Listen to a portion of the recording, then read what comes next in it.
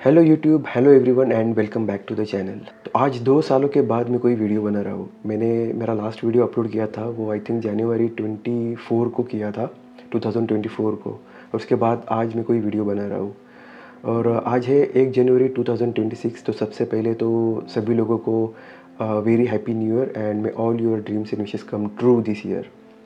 और ये 2 साल में इनएक्टिव था यूट्यूब पे, फिर भी जो भी सब्सक्राइबर्स हैं मेरे, जिन्होंने अभी तक अनसब्सक्राइब नहीं किया, उन लोगों को भी मैं थैंक यू कहना चाहूँगा। Thank you very much for being there. तो इन 2 सालों में मैंने क्या किया और मैं कहाँ था, क्या कर रहा था, बस यही चीज़ें बताने के लिए आज का जो ये वीडियो है वो मैं बना रहा हूँ।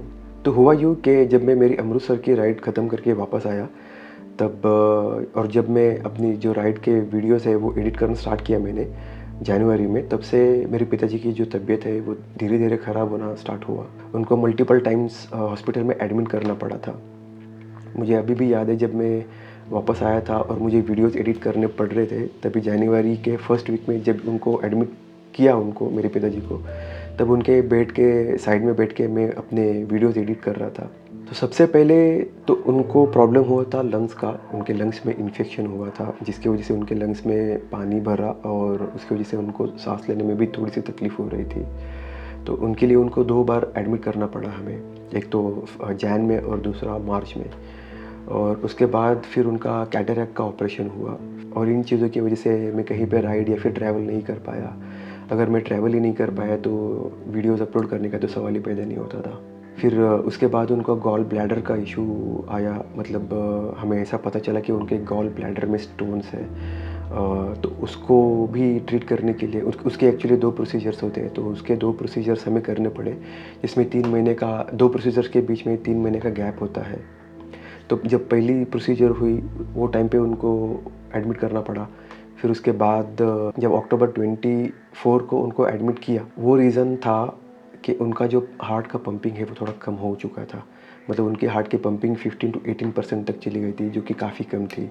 और डॉक्टरों ने कहा था कि अभी उनकी जो सिचुएशन है वो थोड़ी-सी नाज़ुक है। अब वो, मतलब जो उनकी प्रीवियस लाइफ़ थी वैसे वो काम करना या फिर वो सब चीज़ें वो नहीं करेंगे। बस अब वो चल फिर सकते हैं, खा पी सकते हैं, बोल सकते हैं, चल फिर सकते हैं, दैट्स इट। फिर भी हमारे दूसरे कार्डियोलॉजिस्ट हैं, उन्होंने सजेस्ट किया कि एक कार्डियक रिहैबिलिटेशन प्रोग्राम होता है, वो एक बार कर दो। उसकी वजह से भी कभी-कभी पंपिंग जो है वो अच्छी हो जाती है। तो मेरे पिताजी के लिए वो प्रोग्राम जो है, वो प्रोग्राम हमने असाइन किया, जिसमें वो लोग डाइट और कुछ वर्कआउट, योगा, ये सब चीज़ें हमें बताते हैं। उसके अकॉर्डिंग हमें सब करना होता है और उसकी वजह से क्या हुआ कि उनकी पंपिंग जो है वो काफ़ी हद तक सुधर भी गई थी। जो 15 टू 18% तक थी वो 24 तक चली गई थी। मतलब सुधार तो हो रहा था कम से कम, लेकिन फिर भी उनको 2 से 3 बार तो उनको एडमिट करना ही पड़ा। और फिर लास्ट टाइम उनको एडमिट किया हमने जनवरी 2025 को, जब उनका गॉल ब्लैडर के टाइम पे, जब उनको जो प्रोसीजर की थी वो सेकंड प्रोसीजर करने के लिए उनको फिर से एडमिट करना पड़ा। फिर उसके बाद 2-3 महीने अच्छे चले गए और फिर एक दिन 20th अप्रैल 2025 को शाम के 7 बजे मेरे पिताजी ने आखिरी सांस ली और उनका देहांत हुआ।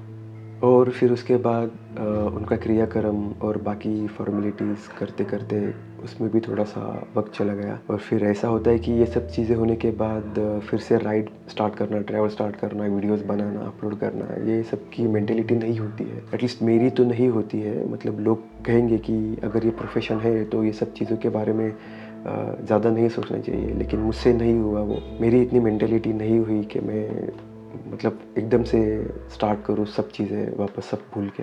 तो मैंने थोड़ा-सा टाइम लिया और आज है 1 जनवरी 2026। तो अभी मैंने सोचा कि एक नई शुरुआत करते हैं, एक नया दिन, नया साल और एक नई शुरुआत करते हैं आज से।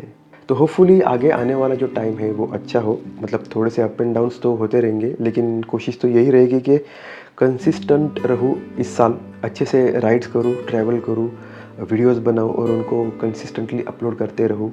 कोशिश तो अब यहाँ से आगे बस यही रहेगी। तो बस यही बताने के लिए मैं ये वीडियो बना रहा हूँ। तो आज का ये जो वीडियो है वो मैं यहीं पे ख़त्म करता हूँ और मिलते हैं अगले वीडियो में। लेकिन जाने से पहले once again a very happy new year and thank you very much for being there.